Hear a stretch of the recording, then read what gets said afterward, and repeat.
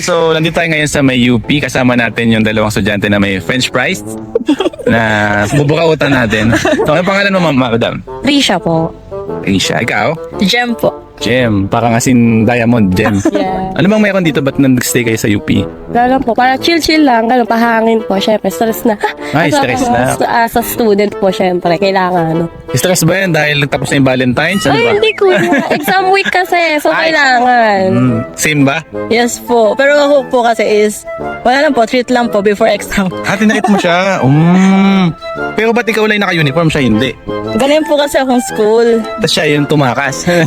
Ano nga, bakit Kuya. ikaw hindi ka pumasok, ganyan? Ako, inutusan lang po kasi ako ng nanay Hindi ako ko. makapigil eh. Sige, tuloy mo. Yun lang po. Tapos bigla ang aya. Sabi ng kape, Pero taga dito lang kayo dalawa. taga Kalamba po kami, kuya. Layo ng lakwat dyan. Nanonood ba kayo sa TikTok? Saan ba kayo madalas tumatambay? TikTok, kuya, ganun. IG, ganun. Ano ba mga laman ng FYP nyo ngayon? Pagkain, ano? Ganun, Opo, kuya. parang ganun, pagkain. Potato corner. Tapos may donut na, tapos may matcha pa. Ang galing.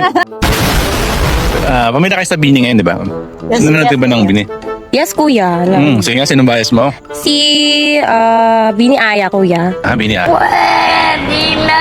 Biniaya po. Di ba? Narinig mo lang eh. Sige nga, sige, bigay ka pa iba pangalan mo. Si Aya lang alam mo. Sila Bini Maloy, Colette, Tama. Joanna. O, kuya, Baka sex bomb yan eh. Ano pangalan mo dun? Yun lang kuya, wala natatawa kasi ako sa asawa niya. Masyadong, man-child. Manchad. Sabi niya kasi against siya dun sa trans, di ba? Hindi siya in favor dun. Agree ka ba sa sinabi niya na yun na hindi siya favor dun sa mga Hindi trans? Anong defense mo sa mga hindi agree? Wala naman, bakit lang ang gigitid ng utak nila? Like, 2026 na, hello. 2026 na. So dapat ano ba ang dapat na mindset? Dapat tanggapin na lang natin lahat talaga. Kasi hindi naman pwedeng, kung ano yung sasabihin natin is dapat tanggapin ng iba. So, dapat, yun lang. Halimbawa ikaw may anak ka na. Halimbawa lang naman. Tapos umamin sa'yo yung anak mo na mag-open na siya, nag-gay daw siya. Paano mo sasabihin na accepted mo siya? Tatanggapin ko siya kasi yung mindset ko, if ever na magkakaanak ako, gusto ko magiging open yung magiging anak ko sa akin. Kasi gusto ko yung best friend niya, Yun. ako yung una niya pagsasabihan sa lahat. So, sasabihin mo sa kanya okay lang na yung pinagdadaanan. Hindi mo siya criticize ha? Hindi. Record to. 10 years from now, napanood mo to. Sisihin ka mo. Toxic yung mama ko.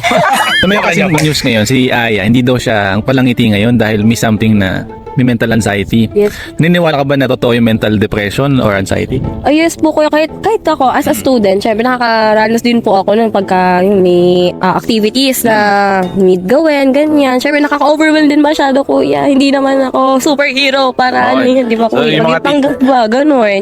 So, syempre kailangan. Nade-depress ka sa teacher, ganyan. Ano kuya, huwag ka Hindi, kasi depression. Kasi ang hirap naman. Ang grabe yung mga binibigay niyo exam. Alam mo ba yung kasabihan ni Robin Padilla na mga kabataan daw ay weak? Sabi niya kasi hindi daw malalakas yung loob ng mga kabataan ngayon. Anong say ng mga Gen Z ngayon? Naniniwala ka ba na weak ang Gen Z? Ay, hindi. For me po, hindi po kasi karamihan po sa Gen Z ngayon is, mauutak po sila. Like, marunong po sila gumawa ng paraan kung paano po nila i-lift up yung sarili nila.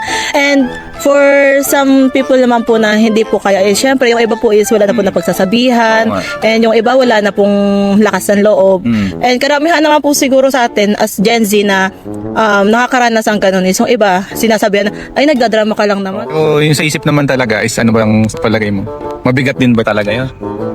Yes ba, sa nursing student po na marami rin naman po kaming ginagawa, iniisip. Kapag sabay-sabay po is minsan po nararanasan naman po natin ma-burnout. Yeah. And ayun po, minsan nagkakasabay-sabay na po. Syempre lahat po ng thoughts papasok na po sa utak natin.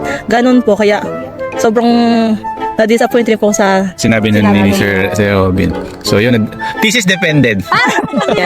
Ano bang ginagawa mong coping para lang hindi sabihin na weak ka? May ganun ka ba? Wala, kuya, kain lang. Kain lang. Kain lang po, ganun. Tawagin mo sa akin yung top 5 coping mechanism para mawala yung mental anxiety mo.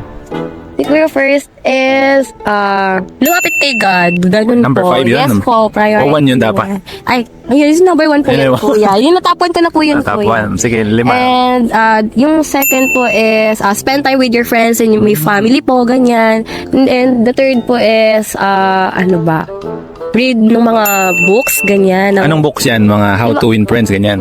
grabe. Yes po, pwede din naman po, ganon. And yung, May binabasa ka bang book? Bigyan mo na nga sila ng Bible, ganyan. yes po yan, number 1 din po yan. And then yung, kaso kuya, more on ano po kasi ako, mga anime, ganyan, mga anime. manga po, ganyan. Fourth, kuya, exercise, kuya, ganon, jogging, mga simple, Okay. outdoor activities lang po. Ano ba yung ganon. exercise na kukunin mo yung kutsara? Papasok. Yan. Kala ko yung nalaman! Kasi dami yung donut. Ako po yung isa kaldero, ganon. Ah. Sa last one, ano ba ang last one? Gumala, ganyan. Yan, pwede, kaso bihira lang po ako gumala. Bihira ka Pero lang. yun, isa din po yun. Ayun na, isa gumala. Yes po. Saan mo magandang gumala pagka-depressed? Dito po, syempre, kuya, Sa field. nature. Yes po, kuya. Hindi ba number 5 mo maghanap ng jowa, ganyan? Ayoko! Ikaw na lang. Hindi po. Bawal, ano? Sa inyo, sino ang presidente nyo ngayon 2028? Bigay ka sa'yo. For me po si Risa Hontiveros po.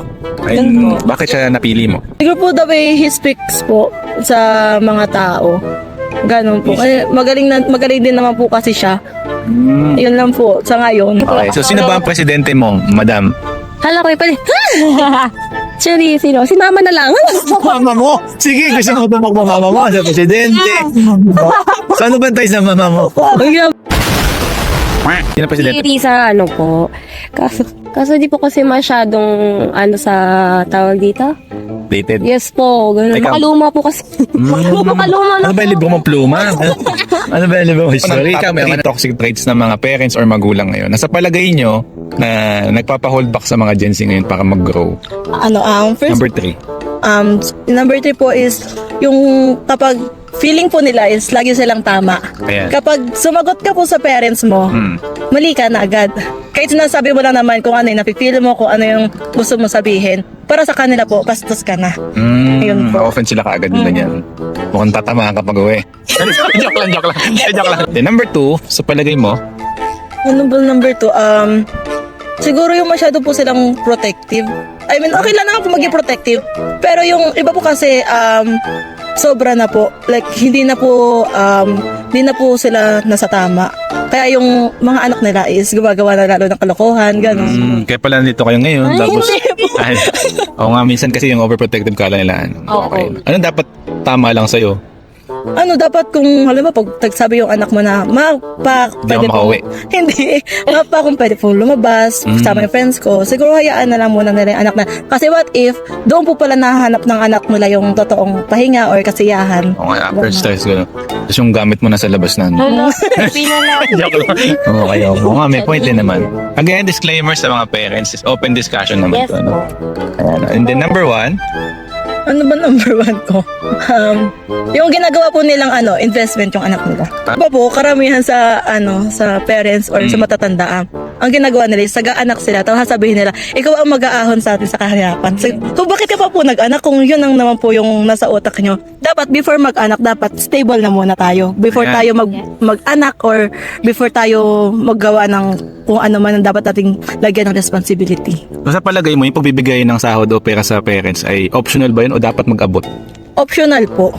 Bakit? Kasi, syempre, as na may kuya na nag-work po, hindi rin po siya pinipilit ng parents ko magbigay. Kasi alam po ng parents ko na kaya nilang mag-provide sa sarili nila and nag-anak sila para ma-provide nila. Hindi yung nag-anak sila para sila ang ma-providean. Ganun po. Okay. So mabuhay kayo at humayo. Ayun, ang ganda ng sagot. Ang ganda ng sagot niya. Gusto mo bang dagdagan niya? Okay na po yan. O gusto mo bang mapalayas din sa inyo? Joke lang. Mapalo po ako. Tanda